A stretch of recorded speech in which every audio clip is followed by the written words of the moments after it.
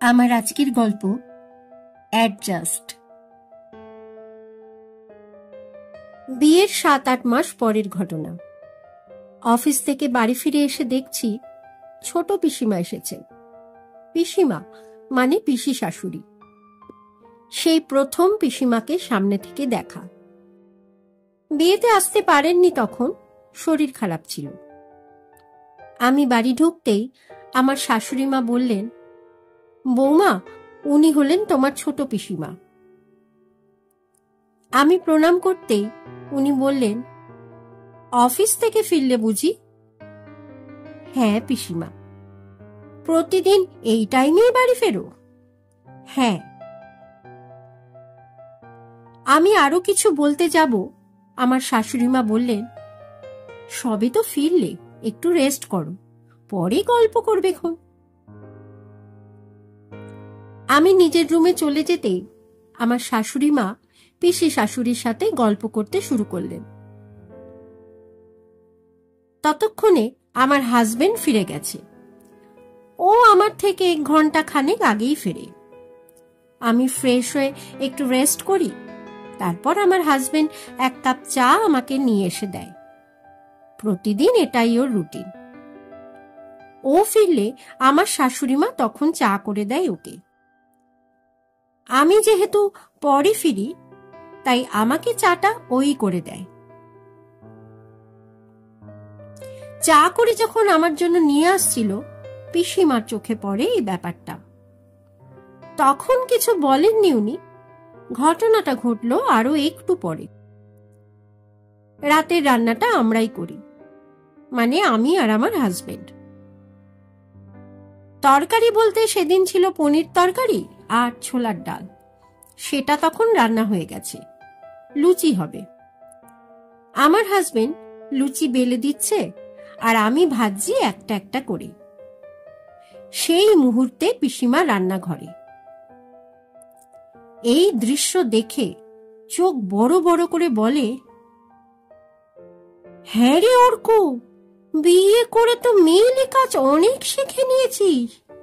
বউকে চা করে খাওয়ানো, বউকে রান্নার কাজে হেল্প করা।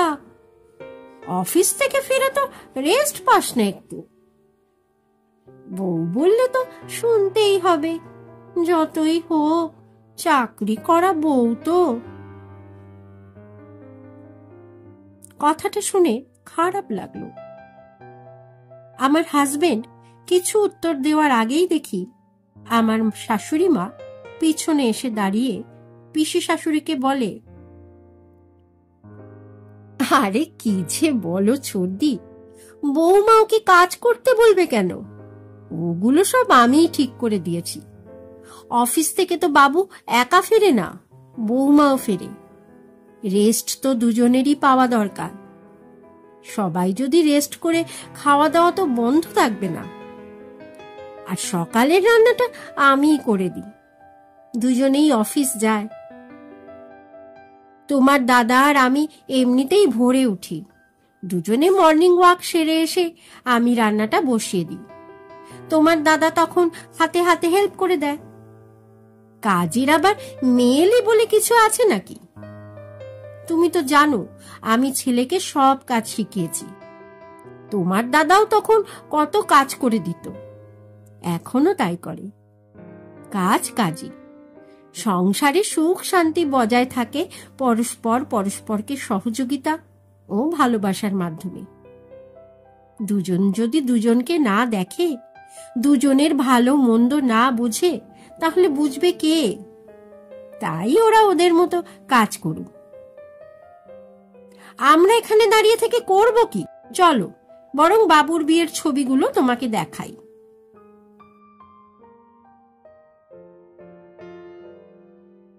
কথাগুলো শুনে পিসিমার মুখটা কেমন ফ্যাকাশে হয়ে গিয়েছিল।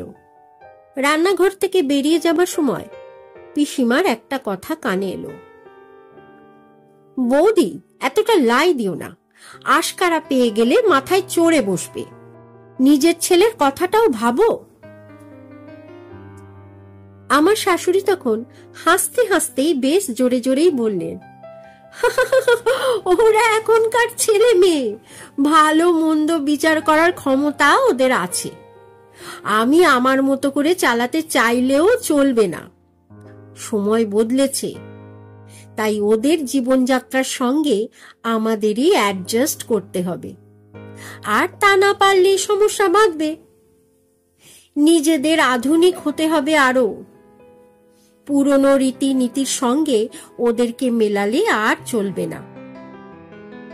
বুঝলে ছোটদি, বৌমা কখনোই নিজের মেয়ে হয় না, আর শাশুড়িও নিজের মা হয় না। নিজেদের মধ্যে বোঝাপড়া থাকলে একটা বন্ধুত্ব হয়ে যায়।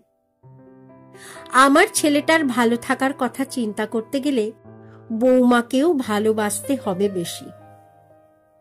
আমি তো বাবুর বিয়ের পরেই বাবুকে বলে দিয়েছি, যে কাজটা নিজে করে নিতে পারবে সে কাজটা নিজেই করে নিও। বৌমা এসেছে মানে বউয়ের ওপর হুকুম করে পায়ের ওপর পা তুলে বসে খাবে, সেটা চলবে না। বুঝতে হবে, তোমার বউ কিন্তু তার সব কিছু ছেড়ে তোমার কাছে এসেছে, তুমি কিন্তু যাওনি। তাই তোমাকেই সহযোগিতা করতে হবে, তোমাকেই অ্যাডজাস্ট করতে হবে বেশি।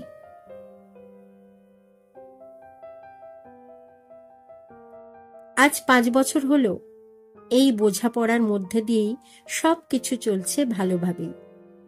না আছে ঝামেলা, না আছে অশান্তি। ব্যালেন্সটা শিখতে হয়, তার জন্য লাগে উন্নত মন আর উন্নত মনের মানুষ। সেই উন্নত মানসিকতার সংস্পর্শে থাকলে সংসার সুখের হবেই।